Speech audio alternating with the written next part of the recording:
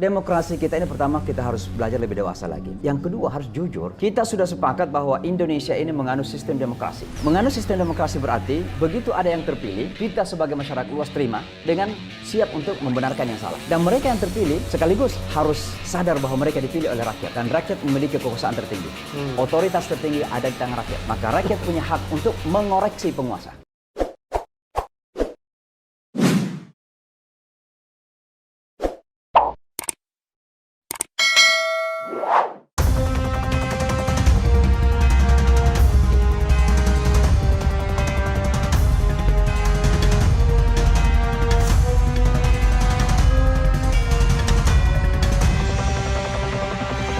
Assalamualaikum warahmatullahi wabarakatuh, Sobat RH sekalian. Jumpa lagi kita di channel yang keren ini, Keren Cadas. Kali ini saya punya tamu yang sangat istimewa, jauh dari New York, Amerika Serikat, tapi beliau sangat tersohor di sini. Komentarnya luar biasa, kadang-kadang menggetarkan dunia juga. Wah, kok ini Ustadz bisa komentar soal politik lokal yang luar biasa, yang kadang-kadang kita pun barangkali belum sempat memikirkannya. Nah, beliau adalah Ustadz Samsi. Siap. Assalamualaikum warahmatullahi wabarakatuh. Waalaikumsalam warahmatullahi wabarakatuh. Terima kasih sudah diajak kehormatan. Waduh, saya yang kehormatan Ustadz. Ustadz lengkapnya Samsi Ali ya, Ustadz? Syamsi Ali. Ya. Syamsi Ali ya, Ya. SH ya tulisannya. Sebenarnya SY kalau Indonesia, kalau di Amerika pakai SH. Oke, Sebab jadi- kalau SY pakai dibaca mereka Syamsi. Oke, jadi Ustadz mau ditulis yang Indonesia atau Amerika? Amerika saja. Oh, Nanti Amerika lebih saja. dikenal. Jadi SH Syamsi. AMSI-ALI. Ya. Nah, kalau di Amerika Ali biasanya Ali ya, nggak ada ya. Ali aja ya. Ustadz, terima kasih banyak. Tentu Sobat RH, saya biasanya memanggil dengan Sobat RH, Refli Harun. Ini bertanya-tanya, Ustadz lagi ngapain di Indonesia ini? Jadi kunjungan saya ini sebenarnya dadakan. Maka saya diundang, salah satu diantaranya undangan dari Gubernur Sulsel untuk acara Nurdin Abdullah, Nurdin ya? Abdullah, Profesor Dr. Nurdin Abdullah. Bukan Nurdin Abdullah, Nurding ya? Abdullah. Nurding, ya karena sering makan ikan. Saya. Ikan, makan ikan. Iya. Jadi beliau mengundang saya untuk acara refleksi akhir tahun, Oke. ya menyampaikan hasil beliau selama ini dan juga syukuran selama 2 tahun menjadi gubernur. Dan saya diundang untuk memberikan ceramah agama. Tapi ada beberapa agenda yang lain. Tapi ada juga sebenarnya agenda tersembunyi. Jadi saya menghindari Agenda tersembunyi itu hidden agenda. Tidak ada hubungannya dengan Indonesia. Tapi kalau didengarkan oleh BIN susah ini. Nggak ada hubungannya dengan Indonesia. Jangan khawatir. Tidak perlu panik dengan Nggak ini. perlu panik, ya. Jadi saya sebenarnya buku saya yang saya tulis bersama dengan pendeta Yahudi itu diterjemahkan di Emirat Dubai dan diterbitkan di Timur Tengah, sekarang akan diedarkan. Dan saya sebenarnya dapat undangan untuk hadir dalam peluncuran buku itu di Dubai. Di Dubai. Nah, tapi karena saya memang sengaja ingin menghindar, saya setuju buku saya diterjemahkan tidak apa-apa dalam bahasa Arab dan bahasa Hebrew, bahasa Yahudi. Hebrew ya. Buku yang ini saya tulis dalam bahasa Inggris. Dan pengantarnya Presiden Bill Clinton. Nah, jadi sudah diterjemahkan dalam bahasa Arab, bahasa Hebrew, dan mereka luncurkan di Dubai baru-baru ini. Mereka mengundang saya. Tapi walaupun saya setuju untuk diterjemahkan buku itu dan disebarkan di Timur Tengah, tapi saya tidak akan hadir. Karena saya melihat bahwa buku ini punya nuansa politik yang cukup dalam. Oh, takutnya dipolitisasi ya? Ya, dan saya khawatir bahwa kehadiran saya itu seolah-olah menjadi justifikasi. Setuju bahwa itu adalah pembukaan hubungan diplomasi antara Emirat dan Israel. Saya walaupun dekat dengan banyak pemimpin Yahudi karena dialog antar agama, saya tetap konsisten bahwa saya tidak akan pernah setuju selama Israel masih menjajah tanah Palestina. Saya tidak akan pernah setuju untuk kalau itu orang Sulawesi Selatan betul ya? Nah, harus begitu. Karena Sobat Era, saya paham dengan karakter orang Sulsel karena di Palembang itu saya tinggal di Lorong Bugis. Oh gitu. Nama lorongnya Lorong Bugis dan memang banyak orang Bugis di sana. Kalau Ustadz kan dari bukan Bugis ya kebetulannya. Tapi masuklah dalam kategori Bugis Makassar lah. Jadi kita ini antara Bugis Makassar karena itu yang dominan kan. In between ya. Ya, sama kalau di Saudi kita ditanya kamu dari mana? Indonesia, Jawa. Oh, rupanya karena Jawa yang paling banyak gitu. Iya, sama saya dari Palembang. Padahal saya bukan Palembang, ibu bapak saya Ogan Komering Ilir. Iya, Ustadz. Orang kan pasti akan bertanya-tanya. Kok Ustadz bisa di New York jadi imam, apa istilahnya di sana? Imam besar ya? Imam besar ya. Berarti saingan sama Habib Rizik dong berarti.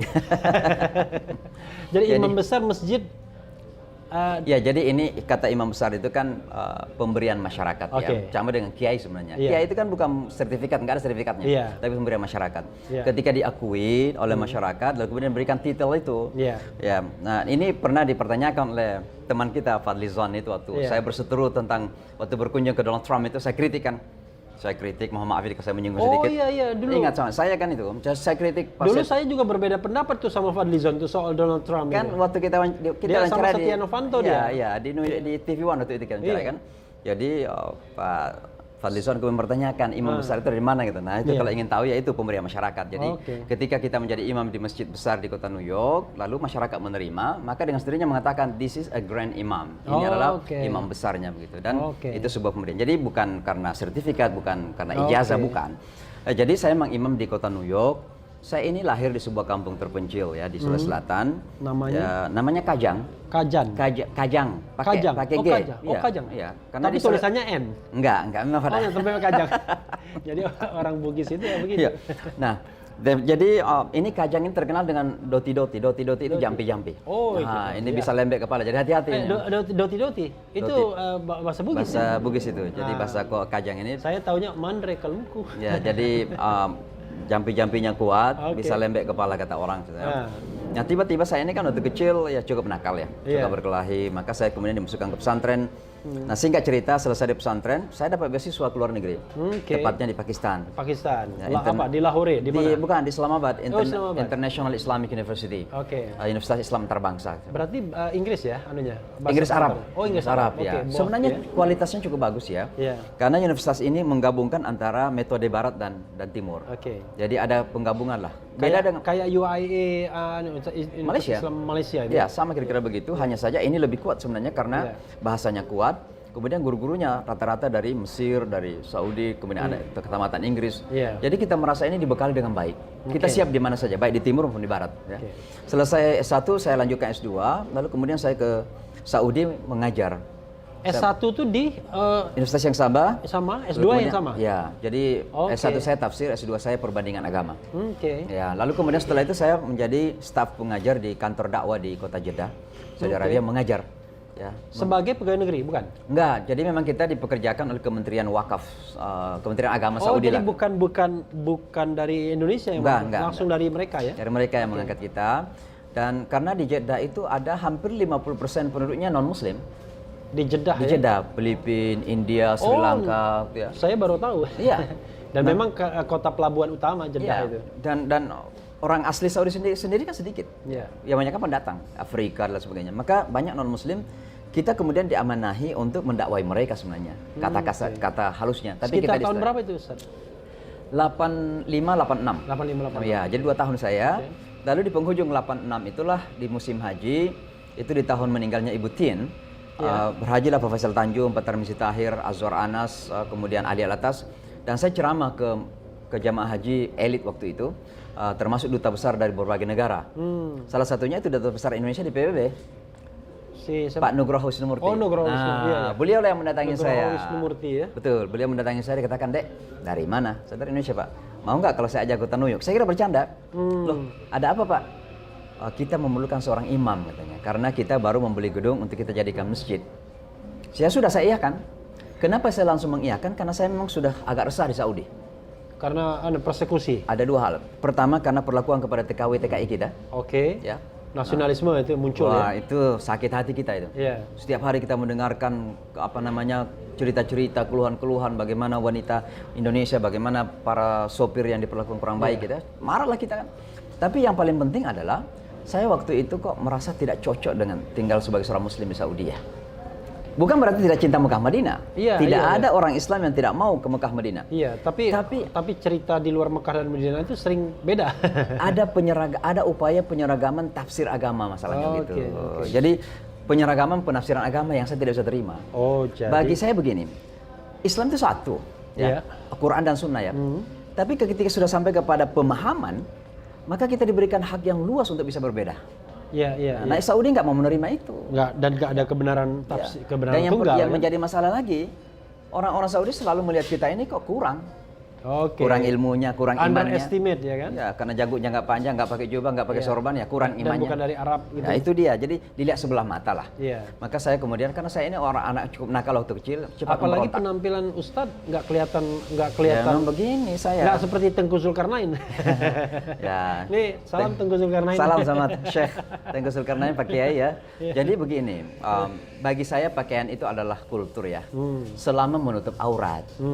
Mau pakai batik, mau pakai baju koko, mau pakai baju kaos, selama menutup aurat itulah pakaian muslim. Oh, Ya, jadi jangan kita kemudian hitungannya menutup aurat ya. Iya. Karena Islam itu ketika sampai ke sebuah lokalitas, Islam tidak merubah kultur orang. Oke. Dan itu kehebatan Islam di Indonesia. Oke. Islam sampai di Indonesia, tetap kultur kita kultur Indonesia. Oke. Kultur Jawa tetap ada, kultur Sumatera ada. Tapi Sulawesi tetap belum ada. sampai bagian itu kita Ustadz. Oh, belum sampai sana. Ya, silakan, silakan. Tadi baru bagian ke New York. Oh tadi. iya. Ke Jadi New York. dari sinilah kemudian saya diminta oleh Pak Nugroho datang ke Iya. kota New York. Sampailah saya di kota New York mimpi masjid kecil ini milik warga Oke. Indonesia awalnya. Berapa orang?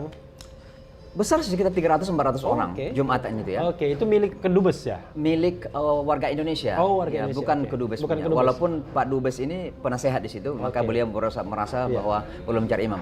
Lalu tahun 2001, ini baru saya 5 tahun ini, terjadilah 9/11 itu. Iya, 9/11, ya. Jadi 9/11 ya. serangan teror ke Amerika, ke kota New York. Maka tiba-tiba saya diminta mewakili komunitas Muslim dalam banyak sekali acara-acara besar. Untuk menjadi jubir ya, Jubir speaker ya, ya. termasuk konferensi pers pertama pimpinan agama menyikapi serangan ini. Saya mewakili komunitas Muslim, ya. Padahal baru 5 tahun di Amerika, bahasa Inggris saya bahasa Inggris Bugis Makassar lah kira-kira begitu.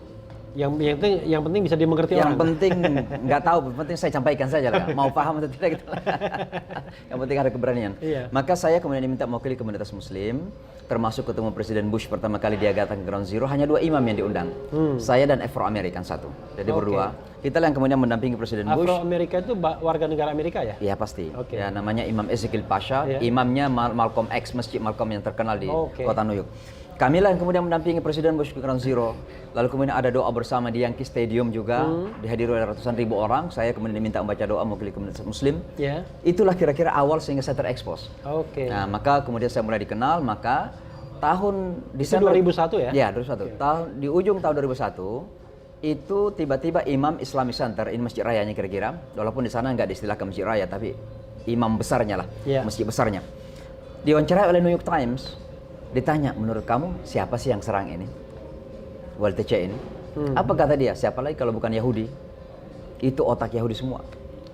Marahlah Yahudi, Iya. karena kota New York itu adalah kota Yahudi terkuat dunia. Oke, iya. Kalau bukan karena uang dari kota Iya, New York, iya. Tel Aviv itu nggak jadi. Iya. Ya, Iya. nggak jadi. Marahlah masyarakat Yahudi. Akhirnya dia takut, dia pulang ke Mesir karena dia orang Mesir, profesor di Azhar. Iya. Nah, ketika Islamic Center itu kosong imamnya, saya kemudian diminta. Karena selama ini saya sudah mendampingi Bush, saya membaca doa di Yankee Stadium, saya wajah komunitas Muslim lah kira-kira begitu. Nah, disitulah kata imam besar itu tumbuh. Ketika kita menjadi imam di sebuah masjid besar, kemudian masyarakat menerima kita, ya masyarakat memanggil kita sebagai kiai kira-kira begitu. Tapi Bush nggak pernah ikut sholat kan? Michael Bloomberg yang pernah. Hah? Michael Bloomberg. Oh. Ini ceritanya lain lagi. Iya. Michael Bloomberg itu kan satu-satunya wali kota yang maju term ketiga kan? Iya. Kan undang-undang mentah hanya 2 term saja. Iya. 2 periode kan? Iya. Tapi ketika dia sudah mau berakhir periode kedua, dia merasa ekonomi lagi down, dia hanya mampu untuk menyelesaikan krisis ekonomi, maka dia maju lagi. Bloomberg itu Muslim ya? Yahudi. Yahudi. Ya, itu orang salah satu terkaya dunia kan? Iya. Jadi waktu beliau Oh, maju, dia ada yang Bloomberg itu ya? ya Michael Bloomberg. Iya, tapi ya usahanya media Bloomberg ya, itu Bloomberg ya? itu Oke, usahanya. oke. Salah satu usaha itu. Dia- Kalau bahasa Palembang kita bilang bukan Bloomberg tapi Blombo. Bloomberg itu artinya belum ya. Bloomberg. Iya. Jadi beliau menjadi wali kota New York, Iya. kemudian dekat dengan kami. Dekatnya dengan kami itu karena 9/11. Oke. Jadi setiap kali ada acara tentang 9/11, saya kan memang dekat sama dia sebagai wakil Islam kan. Maka suatu ketika waktu mau maju menjadi wali kota untuk ketiga kalinya, yang seharusnya undang-undangnya 2 kali, dia berhasil meyakinkan anggota DPRD New York untuk merubah undang-undang itu. Oke. Maka dirubahlah bisa 3 kali. Dan New York itu negara bagian ya, the state of New York. Ibu Enggak. kotanya Almighty. Jadi begini, bukan. Bukan? Jadi New York itu, kalau Iya. kita menyebut kata New York ada 2. Iya. Ada New York State, ada Iya. New York City. Iya, jadi New York State ya kan? Ya New York State ini negara bahagian. Iya. Tapi dalam negara bahagian itu ada New York City. Iya. Tapi bukan ibu kota New York State. Bukan, itu. Albany. Albani. Kok Almighty? Albani. Albani. Ibu kota New York State Albani namanya. Iya, Albani. Nah, tapi kota yang terbesar yang di Amerika bahkan di dunia barangkali adalah kota New York. New York City. Nah, wali kotanya itulah Michael Bloomberg. Nah, jadi tadi kenapa beliau salat di belakang saya, waktu terpilih menjadi wali kota pada periode ketiga, itu dapat suara 75% lebih. Maka dia ingin berterima kasih kepada masyarakat, termasuk masyarakat Muslim. Datanglah hari Jumat.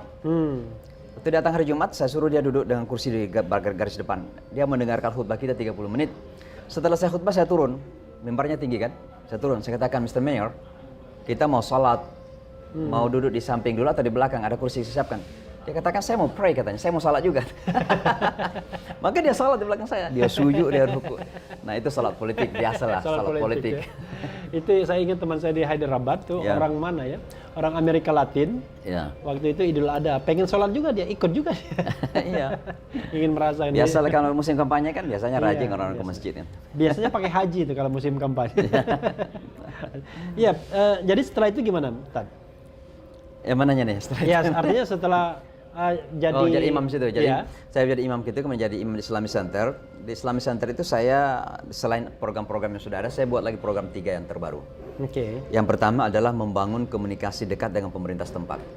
Ini sengaja saya melakukan ini secara terprogramming, diprogramkan memang, karena ada orang Islam mengatakan ngapain kita kerjasama dengan pemerintah kafir gitu.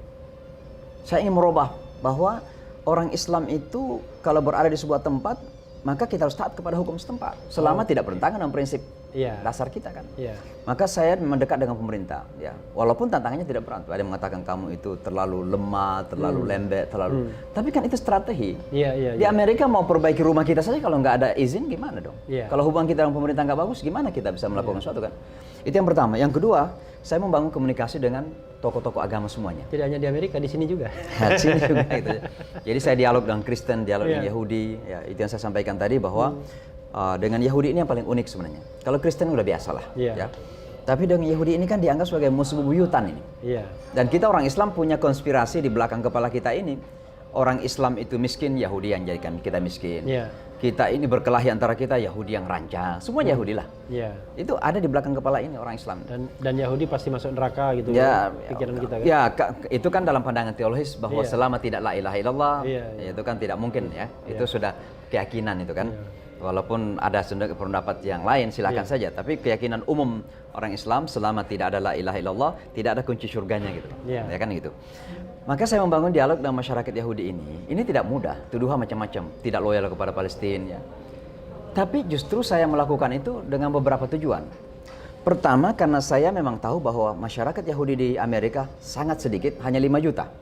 5 juta, tapi menguasai 90% aset. Di seluruh dunia itu Yahudi hanya 14 juta. Hanya 14 juta. Makanya kalau mengistilahkan kalau umat Islam Indonesia saja meludah, itu hanyut Yahudi itu. Hanya 14 juta kok di seluruh dunia ini. Ya. Tapi mereka menguasai. Padahal sebenarnya ada bahasa lain itu. Cuman Ustaz terlalu sopan meludah ya. Ada yang biasa buang air kecil. Gitu. Ya. Jadi pertama saya ingin belajar dari mereka. Kok mereka minoritas, tapi kok bisa memiliki pengaruh yang kuat di Amerika itu. Tujuan saya adalah belajar dari mereka. Karena kita juga minoritas ya. Dan tantangan kepada masyarakat Yahudi tidak sedikit tuh. Walaupun terkadang tidak nampak, tapi yang namanya anti-Semitism itu tinggi di Amerika Serikat. Even orang Eropa sekalipun ya pasti masih lebih. Iya, karena itu kan benih-benih Hitler.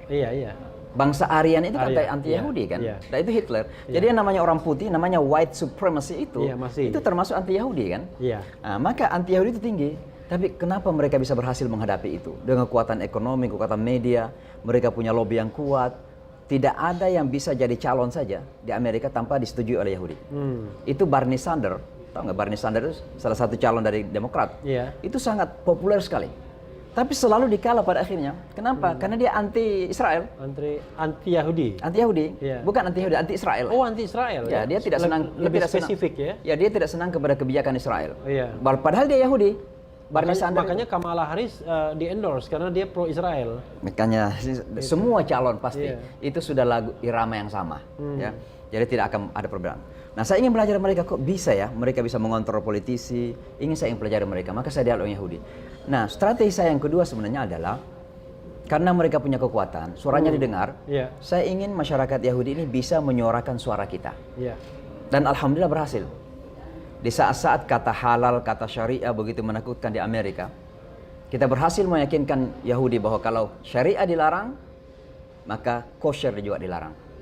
Oh, Halakha itu hukum Yahudi juga harus Hukum dilarang. Yahudi. Ya. Iya. Jadi waktu itu Karena rootnya sama kan? sama. Iya. Jadi waktu lagi heboh-hebohnya pelarangan syariah anti syariah di Amerika, datanglah Rabi Yahudi kepada saya.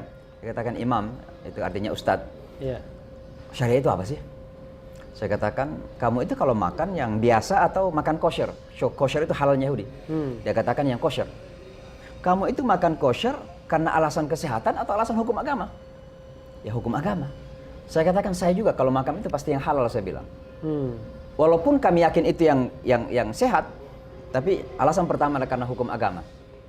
Itu adalah syariah bagi kami. Lalu saya tanya, kamu disunat atau tidak? Dia katakan iya. Saya katakan saya percaya itu, tapi makanya nggak perlu perlihatkan, saya bilang. Bukan nggak perlu dibuktikan. Ya, nggak perlu dibuktikan. Saya tanya, kamu itu disunat gara-gara alasan kesehatan Atau alasan agama? Dia katakan alasan agama. Saya katakan sama, saya juga disunat. Alasan agama, saya bilang itu syariah bagi saya. Jadi saya bilang kalau sampai syariah dilarang di Amerika, hukum Yahudi juga harus dilarang, saya bilang. Mereka dilarang juga makan babi kalau nggak salah ya. Mereka nggak makan babi. Iya, gitu. Maka akhirnya apa yang terjadi? Ini teman kita pendeta Yahudi di mana-mana membela syariah. Nah ini kan strategi kita dalam dakwah kan. Bagaimana orang kuat bisa kita pakai untuk menyuarakan suara kita. Maka di saat Donald Trump naik, bayangkan tantangan yang kita hadapi itu. Donald Trump itu berusaha dengan sungguh-sungguh untuk melarang orang Islam masuk Amerika. Tahun 2017 mengeluarkan peraturan namanya Muslims Ban, pelarangan orang Islam kan. Itu dimulai dari 6 negara. Sudan, Suriah, Irak, Iran, Somalia, dan Libya. 6 negara dulu. Ini percobaan. Itu bentuknya apa? Presidential Decree. Berarti tanpa persetujuan parlemen dong? Apa? Kalau harus persetujuan parlemen pasti ditolak karena mayoritas Kongres. Tapi kok bisa gitu ya? Ya bisa, namanya decree. Iya, karena itu HAM soalnya masalahnya. Iya, hak presiden kan? Iya, harusnya itu. Kalau di sini harusnya approved by the parliament. Parlemen ya. Di sana ada decree, presidential decree. Dia keluarkan itu dan 6 negara dulu. Tapi menurut Giuliani, itu mantan wali kota New York yang menjadi personal lawyer, attorney bagi Donald Trump, bahwa memang presiden mencari pembenaran hukum untuk melarang orang Islam masuk Amerika dengan cara apapun. Karena salah satu penyebab perkembangan Islam adalah imigran. Maka dia ingin melarang orang Islam. Maka tantangan yang kita hadapi luar biasa. Selain itu kan memang dia membangun image bahwa orang Islam itu musuh Amerika. Dia selalu mengatakan orang Islam itu berbahaya. Islam itu agama, ideologi yang sangat berbahaya. Kita harus berhati-hati. They hate us. Islam itu membenci kita. Itu selalu disampaikan di mana-mana. Maka yang tumbuh kemudian adalah environment, lingkungan yang begitu benci kepada kita orang Islam. Tapi apa yang terjadi? Di saat-saat seperti itu justru banyak teman-teman non-Muslim kita yang membela kita. Termasuk Yahudi-Yahudi yang telah mampu kita yakinkan tadi itu. Nah, itulah namanya dialog. Maka saya ini ketika menjadi imam di Islamic Center tadi, yang punya embel-embel imam besar itu. Berapa ininya kapasitasnya? Oh luar biasa. Itu sholat Jumat kita minimal 2.000 orang. Besar, ya besar. Banyakan di sana orang sholat Jumat dibandingkan di Tentu Istiqlal lebih banyak. Oh, Istiqlal lebih banyak. Kalau Istiqlal ya jangan. Nah, itu yang kedua ya. Jadi dialog antar agama ini dengan pemimpin tokoh-tokoh dan yang ketiga adalah membuka kelas khusus mu'alaf ini. Nah, waktu saya jadi imam di situ, karena terkadang kita nggak menangani secara khusus teman-teman muslim, non-muslim yang belajar Islam ini. Maka di saat mereka ingin tahu tentang Islam, maka mereka benci tentang Islam, kita mengumumkan siapa yang belajar Islam silahkan datang. Saya punya kelas, bukan kelas tapi forum, Islamic Forum for Non-Muslims. Jadi forum Islam. Kenapa saya menamai forum? Supaya orang Amerika tidak merasa diajari. Kalau kelas kan ada guru. Jadi kalau forum seperti dialog gitu. Dialog. Jadi saya tidak ingin memposisikan diri sebagai guru kan. Nanti akan mengatakan who are you? Siapa Anda mengajari saya? Saya American man, kayak gitu kan. Saya orang Amerika lebih hebat, lebih berpendidikan kan begitu. Maka kita istilahkan forum. Ternyata membludak orang Amerika datang. Ada yang sungguh-sungguh belajar Islam, alhamdulillah minimal 70% masuk Islam. Pada akhirnya. Ada yang intel mungkin. Dan saya tidak pernah satu kata pun keluar untuk mengajak mereka masuk Islam. Saya hanya mengajarkan saja apa itu Islam. Ya. Ada yang memang intel tadi itu. Datang dengar-dengar satu kesalahan yang keluar dari mulut kita itu akan langsung. Nggak kena, tidak ada kriminalisasi ulama di Amerika. Nggak ada ya? Nggak ada. Undang-undang ITE nggak ada di sana? Hanya kriminalisasi di internet saja. Jadi mereka akan menulis bahwa wah Syamsi Ali itu begini, tapi kalau nggak ditangkap gara-gara itu. Media framing jadinya ya? Media framing. Karena begini. Pembusukan di media aja ya? Ya, jadi karena Islam ini kan salah satu bentuk ya pembusukan yang paling hebat itu di media massa. Ya. Maka mereka datang mendengarkan. Satu kata keluar, mereka akan olah menjadi 1000 kesalahan. Oke. Nah, tapi alhamdulillah ada juga datang yang cuma mencaci maki. Di pintu saja dia menunjuk-nunjuk, mencaci maki, mengutuk-ngutuk gitu. Dan ini contoh yang saya ingin berikan, pasti sudah sering dengarkan di YouTube saya, sudah sering saya ulang-ulang. Iya. Ini ada orang putih namanya Matthew.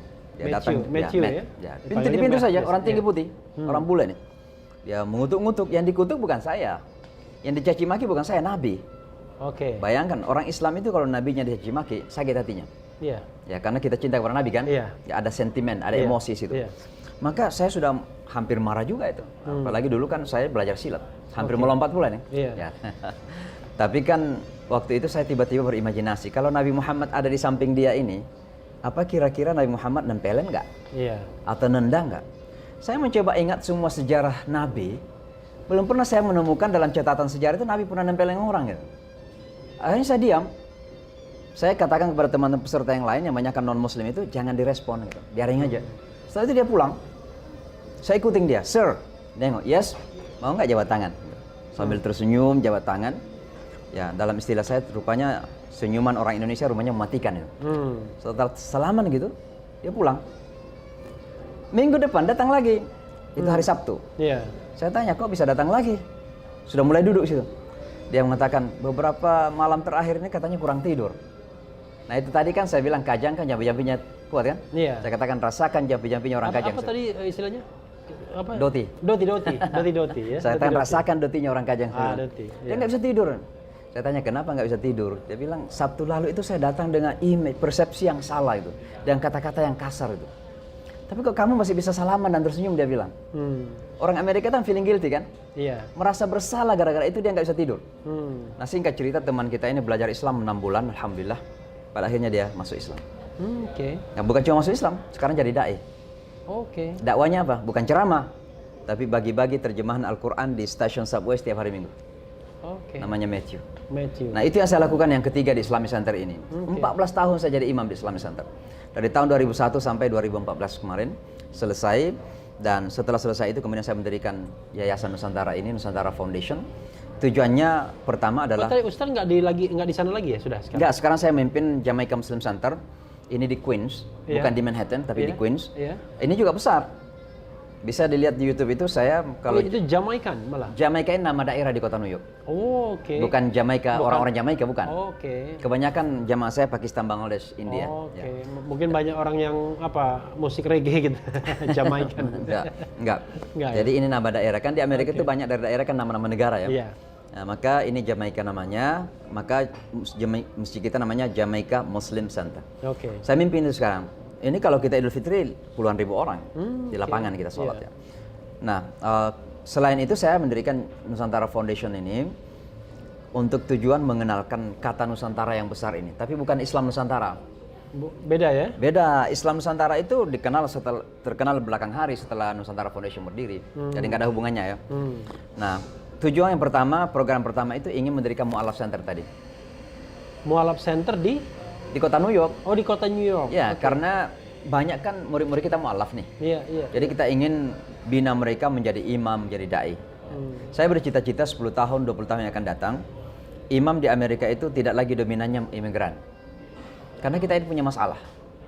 Namanya juga imported imam ya. Iya, iya, iya. Jadi kultur kita kadang tidak sesuai, komunikasi juga tidak sesuai. Ya terkadang kita merasa tamu gitu. Akhirnya kita kadang nggak berani ngomong. Tapi kalau asli orang Amerika dari kalangan mu'alaf yang jadi imam, jadi dai luar biasa dah. Iya, karena dia merasa ngeledek-ngeledek pun dia bisa karena Iya, merasa Amerika belongs to them kan begitu ya. Betul. Maka itu saya ingin mendirikan Mu'alaf Center. 3 tahun saya perjuangkan nggak jadi-jadi karena nggak terkumpul duitnya kan. Sampai di penghujung tahun 2017 tiba-tiba saya dapat tawaran lokasi itu, tanah dan beberapa gedung tua di dalamnya ingin dijual. Luas 7,5 hektar. Ketika saya melihat lokasi itu New York, di Connecticut. Jadi 2 jam dari kota New York. Connecticut ya. Ya. Ketika saya melihat lokasi itu, saya tidak ingat lagi Mu'alaf Center. Yang saya ingat pesantren. Maka saya langsung mengatakan, I will buy it. Saya akan beli lokasi ini. Waktu itu nggak ada duit. Ya. Tapi saya iyakan saja. Karena saya ingin mendirikan pesantren. Kenapa? Saya ingin Islam di Indonesia ini dikenal bahwa kita itu punya keunikan. Dan salah satu keunikan Islam Indonesia itu adalah pesantren. Oke. Tidak bisa, Islam Indonesia ini nggak bisa dipisahkan dari pesantren. Saya ingin mengenalkan bahwa Indonesia itu adalah negara Muslim terbesar. Islam yang kita yakini dan kita amalkan Indonesia itu bukan Islam sembarangan yang ditakutin, tapi justru Islam yang dalam bahasa Al-Quran rahmatan lil alamin. Ya. Islam yang ramah, Islam yang menggandeng demokrasi, Islam yang menghormati wanita, Islam yang toleran, Islam yang menghormati minoritas. Itulah Islam yang kita ingin tampilkan. Tujuan kita ingin membalik stigma yang salah selama ini yang mengatakan Islam itu anti perempuan, anti minoritas, anti HAM. Kita ingin balik dalam bentuk kerja nyata. Intoleran. Ya, kalau Anda ingin tahu tentang Islam yang sesungguhnya, salah satunya tengoklah ke Indonesia. Karena Indonesia adalah negara Muslim terbesar dunia, tapi kita juga adalah negara demokrasi terbesar ketiga dunia. Ya. Setelah Ya. India dan Amerika. India, Amerika, dan Indonesia kan. Begitu kira-kira. Ya. Itu sudah terbangun pesantrennya. Jadi lokasinya sudah kita miliki, gedung-gedung yang ada sudah kita renovasi, kegiatan-kegiatan pendidikan sudah mulai berjalan, tapi belum formal pesantren. Oke. Karena kita perlu beberapa fasilitas, asrama perlu, gedung sekolah juga perlu. Dan itu untuk semua bangsa. Ya, Muslim Amerika. Dan kalau kita berbicara Muslim Amerika, semua bangsa. Oke. Karena di sana itu ada Pakistan, Bangladesh, Arab, Afrika, semua ada di Amerika. Sudah lintas negara ya. Lintas ya internasional kira-kira. Ustadz waktu datang sudah berkeluarga ya di sana? Sudah. Jadi saya itu waktu tahun ketiga di S1 di Pakistan, saya sudah kembali menikah. Oke. Saya menikah dini ya, masih umur 23 tahun. Iya. Nah, istri saya masih sangat muda lagi. Istri saya baru kelas 2 SMA. Biasa orang Bugis Makassar itu. Biasa. Karena saya di lorong Bugis ya. Kadang-kadang taman SD masih pakai celana pendek, dinikahin langsung. Jadi kemudian saya bawa istri ke Pakistan. Ya. Setelah di Pakistan saya ke Saudi sama istri. Jadi anak saya lahir pertama di Pakistan, 1, Satu. di Saudi 1, Iya. 4 di kota New York. Oh, berarti produktivitas cukup tinggi ya? Cukup tinggi dan semuanya produksi luar negeri. Produksi luar negeri. Tapi Ibu Indonesia kan? Iya, karena saya kan cinta produk Indonesia. Ini batik kan produk Lokal produk kita tahu. Iya. Ustadz juga menyelesaikan studi kononnya. Ya, jadi Kapan ngambilnya? tahun 2007. 2007 ya. selesai? 2007 selesai. Oh, 2007 Ya, selesai itu ngambilnya? panjang. Sebenarnya saya mulai tahun 2002 setelah 9/11 itu ya. Iya. Tapi karena keadaan lah saya juga sibuk sekali, maka lama sekali baru selesai. By research ya? Ya, by research. Jadi di mana? Di Stockton, di California? Southern California University. Oke, Ya, itu di berarti California. jauh sekali. Ya, banyak kan online sih, banyak kan online. Oh, banyak online. Banyak ya? online ya. Jadi kalau dulu. Karena di sana itu bisa digabung antara inland dan online juga. Oke. Dan dua-duanya diakui. Jadi zooming itu udah biasa.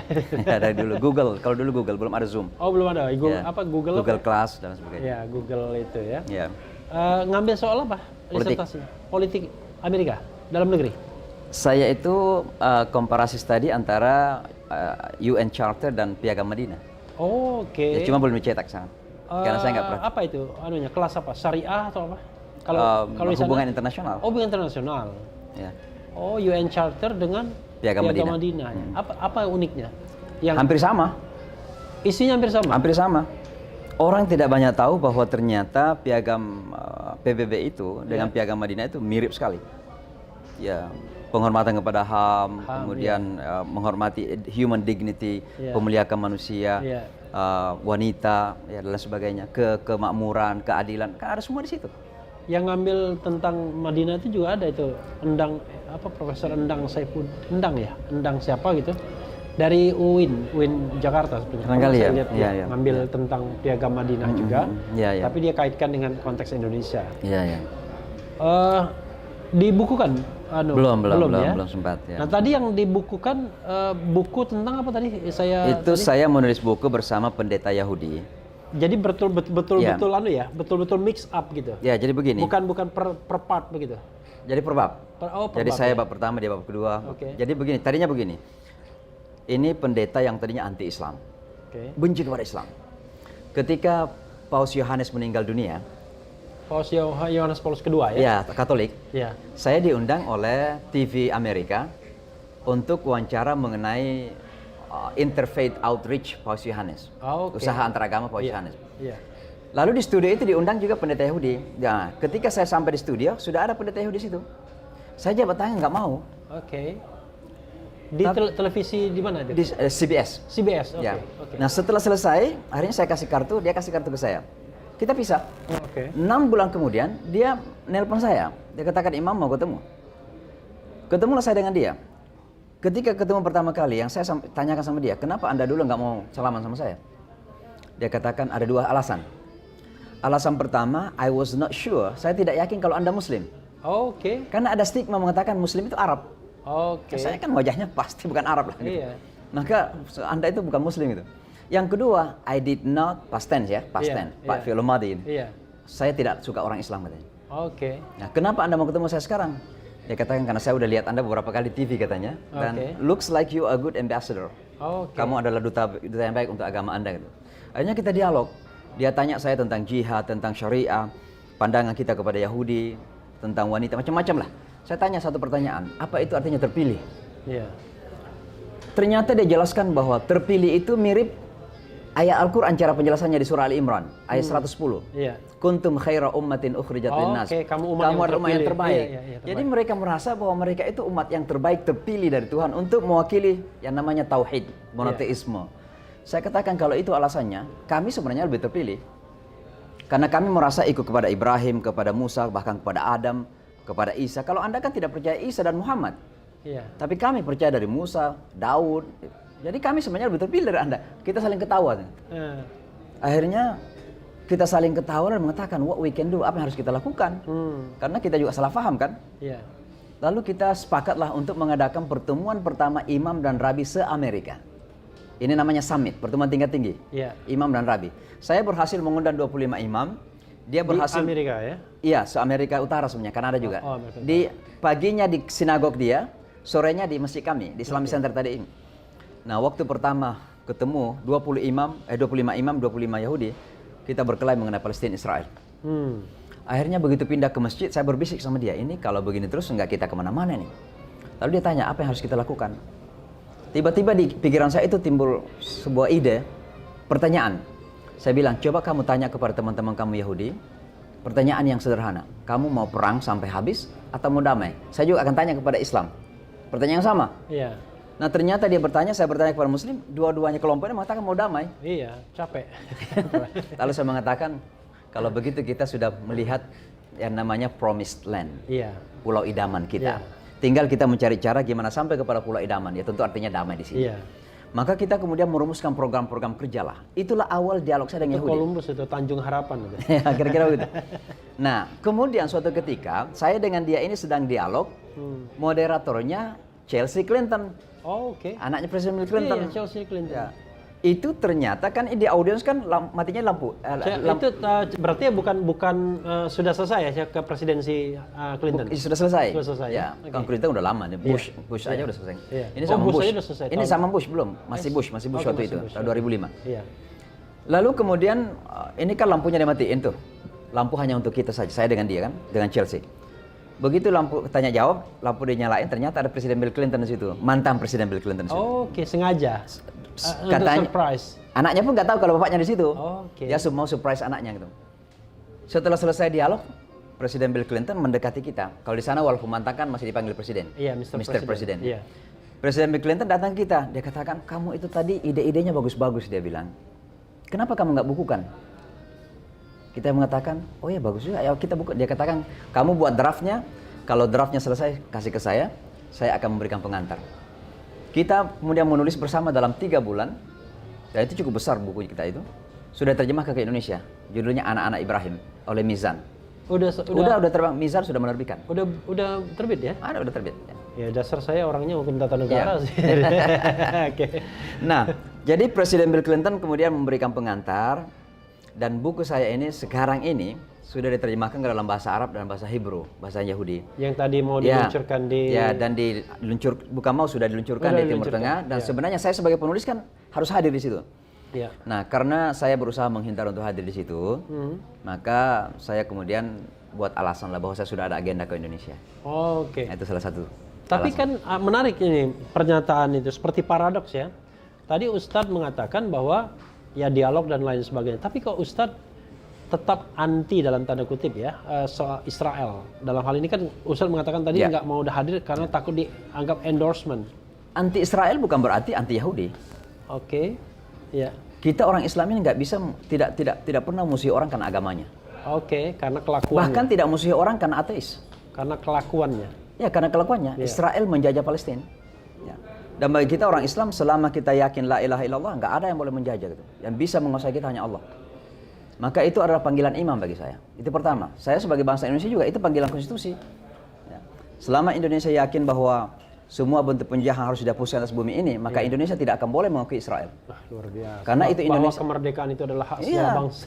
Kalau sampai Indonesia mengakui Israel, sebelum Israel memberikan kemerdekaan ke Palestina, berarti Indonesia menyalahi konstitusinya.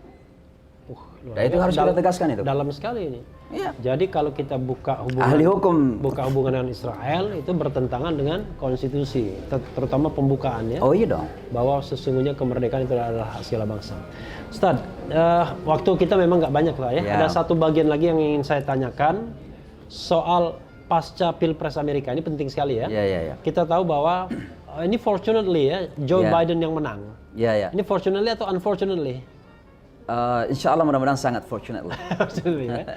Fortunately, Joe Biden yang menang, dan yang agak menghebohkan, Joe Biden selama kampanye 2 kali mensitir hadis Nabi kalau tidak salah. Iya. Pakai pedang, pakai mulut dan hati itu kalau melihat kemungkaran dan lain sebagainya. Lalu satu lagi apa ya? Saya lupa itu. Ada 2 hadis yang dia sitir, dan kemudian tiba-tiba ya katakanlah ya, biasanya kan kita sensitif tuh. Iya. Kita berharap, wah ini jangan-jangan ini bisa berbeda nih Joe Biden dengan Donald Trump ya. Ya. Itu pasca Pilpres, kita tahu bahwa dia akan dilantik pada tanggal 20 Januari. Cuma konon dengar-dengar tetangga kabinetnya sudah kebangun ya. Sudah. Kan 20 menteri aja kalau nggak salah, 15 atau 20 menteri. Ya, sekitar 20-an itu. Iya, nggak banyak, nggak kayak Indonesia. Ya, di keamanan, kemudian ekonomi, dan kemudian lingkungan hidup. Iya. Ya. Itu bagaimana? Ya jadi begini, kita harus pahami dulu bahwa Amerika itu adalah sebuah institusi negara yang kuat ya. Oke. Kita garis bawahi kata institusi. Iya.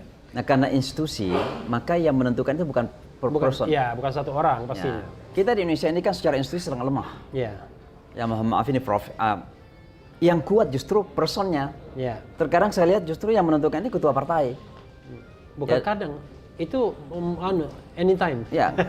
Jadi anytime, anywhere. Saya biasa melihat kalau ketua partai tersenyum ya rakyat kita tersenyum.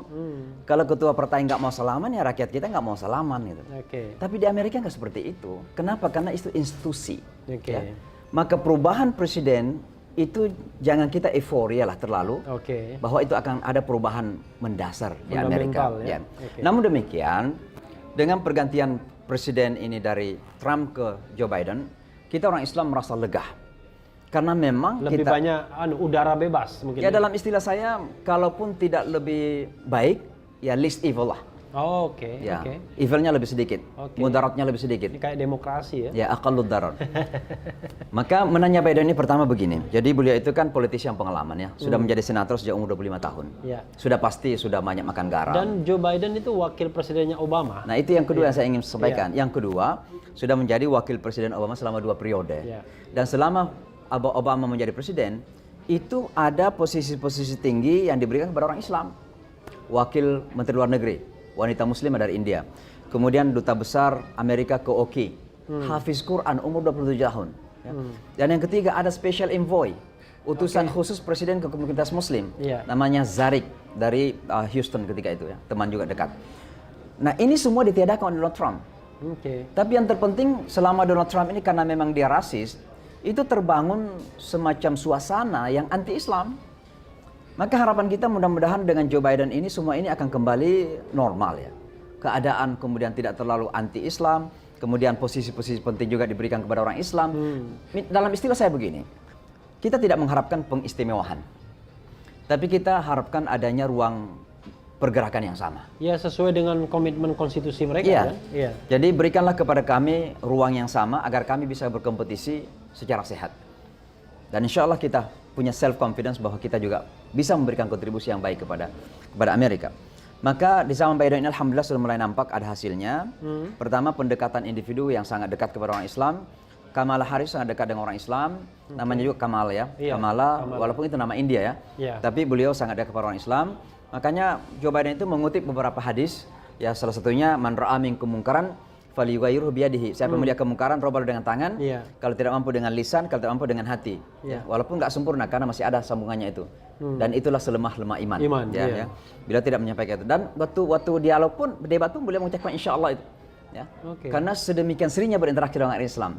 Dan sekarang ini beliau sudah mengangkat seorang pejabat tinggi, wakil direktur kebijakan di Gedung Putih, seorang wanita muslimah keturunan Palestina. Dan ini menghebohkan Israel. Karena dia muslim, Palestina lagi. Dan dia menjadi wakil direktur kebijakan, policy. Ya. Ini kan kebijakan, jadi kebijakan legislasi nanti ke depan itu akan banyak dirumuskan oleh perempuan ini. Dan juga beberapa posisi penting sekarang sudah mulai diberikan kepada orang Islam. Jadi memang kita bisa bernafas lah lega dengan Joe Biden ini. Tapi saya kira yang terpenting bukan hanya orang Islam lega. Saya kira orang Amerika secara umum lega. Karena memang di zaman Donald Trump ini ada semacam terlalu irasional lah. Iya. Tidak masuk akal terkadang. Jadi ada joke tuh Ustadz ya. Jadi orang memamerkan kemampuan teknologi dia kan. Lalu orang Amerika bilang, wah kami baru saja mengoperasi seseorang, kami ambil otaknya katanya, kosong kepalanya dan besok jadi presiden Amerika. Donald Trump. Dan itu sampai sekarang sebenarnya memalukan, tidak saja Amerika tapi demokrasi secara umum. Bahwa Donald Trump sudah dikalah dengan suara telak yaitu 7 jutaan dan sampai saat ini masih belum mengakui kekalahan. Dan jangan-jangan satu-satunya presiden Amerika Serikat yang tidak mengakui kekalahannya. Ya memang dalam sejarahnya dia. Iya, karena biasanya tradisinya sangat gentleman ya kan. Ya. Malamnya langsung mengakui Contoh kekalahan. Al Gore itu kekalahannya hanya 3.000 suara. Ya. Dan dari satu tempat pemilihan Florida. Dan sempat berkonflik sampai ke Mahkamah Agung. Betul. Tapi malamnya udah mengakuin. Iya, begitu sudah selesai. Mengakuin. Ya itulah namanya demokrasi. Jadi Donald Trump ini memang sebuah ujian bagi Amerika sendiri dan khususnya bagi kami umat Islam. Maka begitu Joe Biden terpilih, kami merasa lega dengan penuh harap bahwa mudah-mudahan ke depan apa yang pernah dijanjikan dan juga harapan kita dengan karakternya sebagai orang yang lebih rasional, punya pengalaman dalam politik, punya menjadi wakil presiden Barack Obama, akan memberikan ruang kepada kita yang lebih luas minimal, dan itu minimal sama dengan yang lain lah. Oke, satu bagian agak buru-buru sedikit, Ustaz. Saya tahu Ustaz ada janji setelah ini mengenai politik dalam negeri Indonesia ya. Saya pahami bahwa Ustadz bukan tidak memperhatikan, apalagi dunia yang tanpa batas ini kan. Internet di Amerika Serikat, sobat era sekalian, jauh lebih bagus dibandingkan internet Indonesia. Jadi kalau koneksi dan lain sebagainya justru lebih gampang kalau di Amerika dibandingkan di Jakarta kan. Kira-kira begitu. Jadi lebih mudah mau zooming, mau apapun seperti ke tetangga sebelah saja kalau misalnya kita mau telepon dan lain sebagainya. Apa komentar Ustadz dengan politik Indonesia terakhir akhir-akhir ini? Apa catatan yang penting? Ya, jadi saya kira begini ya. Yang muncul dari hati nurani. Kalau dari hati nurani saya begini, ada 2 hal. Pertama dari perspektif agama karena saya orang di bidang agama. Dan yang kedua, kebetulan saya belajar politik juga dari perspektif politik dan demokrasi ya. Dari perspektif agama, dalam sejarah kita pelajari bahwa terkadang memang ada masa-masa di mana kekuasaan itu mengalami kepanikan. Dan itu di saat tertantang. Kalau saya pakai ilmu gesture itu mimik itu muka Ustadz langsung berubah ngomong begini. Enggak, dan itu terjadi memang karena misalnya Fir'aun dengan segala kekuatannya ketika itu panik juga menghadapi Musa kan. Namrud yang begitu kuat, yang merasa ingin bisa melawan Tuhan di langit, ketika dihadapi oleh Ibrahim panik juga kan. Sampai dia mengatakan unsuru alihatakum, tolonglah Tuhan kita. Kok Tuhan harus diminta tolong gitu. Karena dia sudah kehabisan akal, sudah berikan logika, jalan satu-satunya adalah harus menghabiskan Ibrahim. Maka apa yang dia lakukan? Dia lempar Ibrahim ke dalam api kan. Nah itu kan kepanikan kekuasaan yang terjadi dalam sejarah.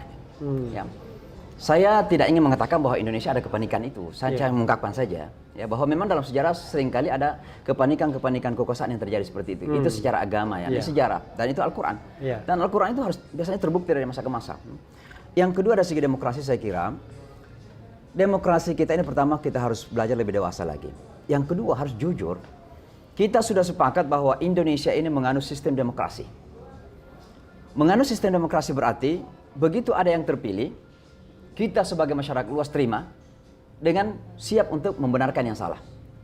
Dan mereka yang terpilih sekaligus harus sadar bahwa mereka dipilih oleh rakyat. Dan rakyat memiliki kekuasaan tertinggi. Otoritas tertinggi ada di tangan rakyat. Maka rakyat punya hak untuk mengoreksi penguasa dan kekuasaan. Wah, ini dalam ini. Dan oleh karenanya, jangan sampai kemudian di satu sisi kita menerima demokrasi sebagai sistem politik kita, tapi di satu sisi kita alergi untuk dikritik. Tidak hanya alergi, tapi diadukan. Kita malu-malu, itu kan kata halus itu. Iya, kata Ya, kita alergi untuk takut untuk dikritik. Itu kan ketidakjujuran kepada demokrasi. Jadi kalau tidak mau dikritik, ya, tidak mau dibenarkan, ya sudah katakanlah aja kita sudah tidak demokrasi lagi. Tapi ada penghalusan, Ustadz, katanya. Oh iya demokrasi, tapi kita demokrasi Pancasila. Hanya lama-lama Pancasila jadi kambing hitam. Ya, kalau begitu kan merusak Pancasila. Iya. Ya. Jadi saya kira memang kita harus jujur lah. Yang kita inginkan adalah kejujuran dan keadilan. Ya.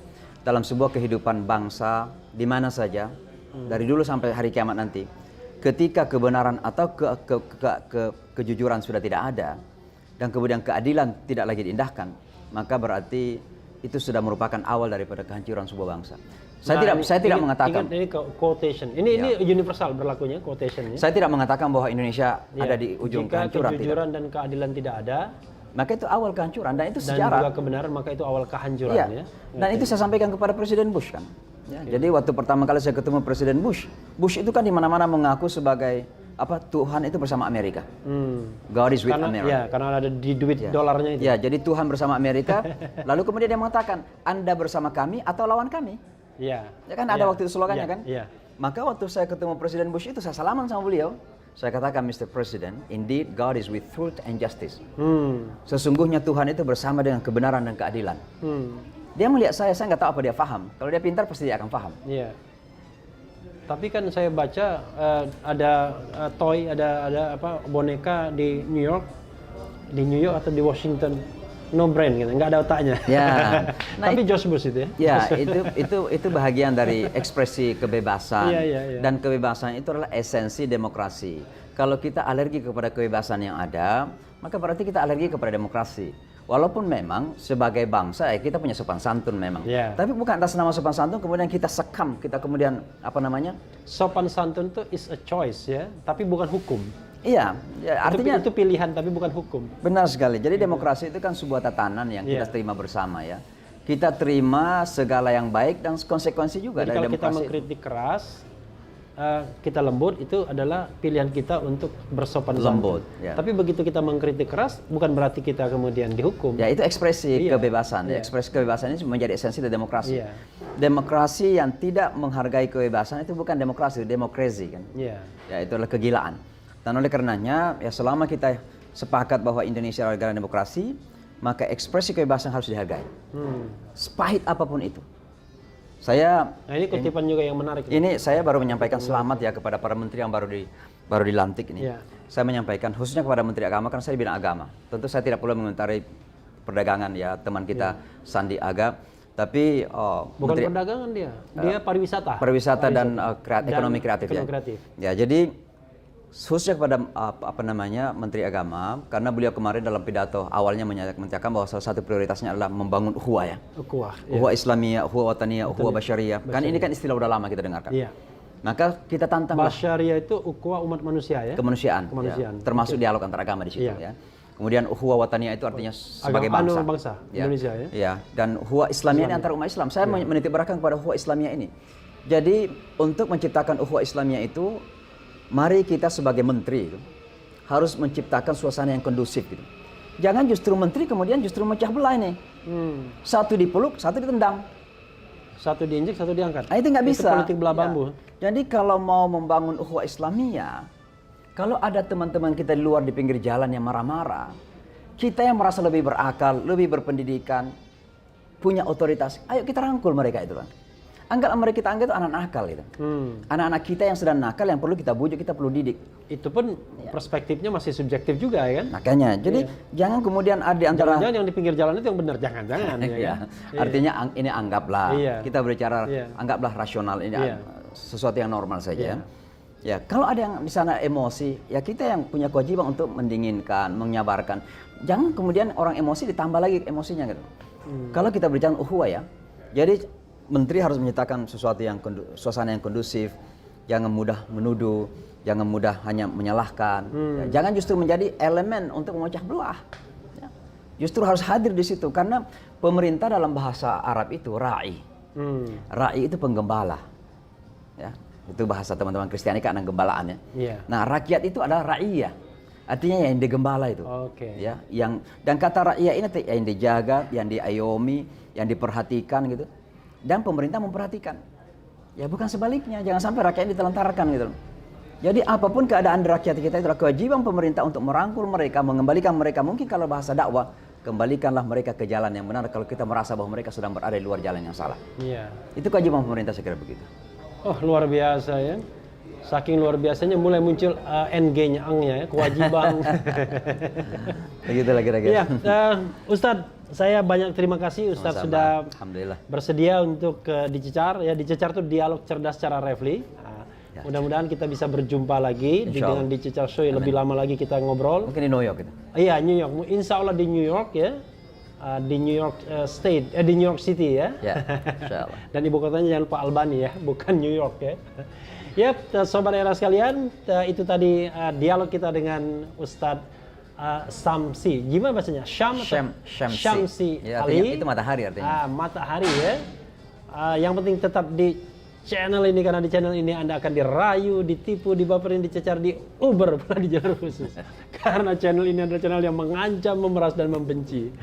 Jangan lupa subscribe, like, comment, and share. Assalamualaikum warahmatullahi wabarakatuh, sobat era sekalian. Saya baru saja wawancara Ustadz Syamsi Ali, imam besar di Amerika Serikat. Sebelumnya di New York, sekarang di New York juga masih ya, di New masih York, di New York, tapi berbeda tempat sudah ya.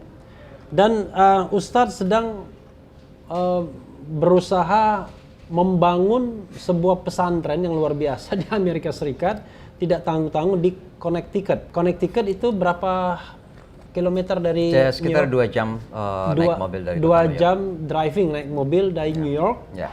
Dan sekarang tahap pembangunan, dan ini sangat luar biasa. Sobat era sekalian yang mau berderma baik di BNI Syariah, Bank Mandiri maupun Bank Syariah Mandiri atas nama Yayasan Inka Nusantara Madani.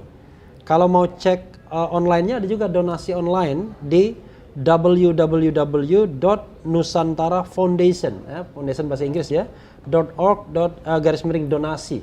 Nanti akan ditampilkan di sini ya semuanya.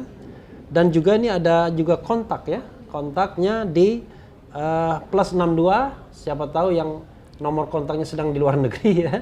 +62 811 99 80320.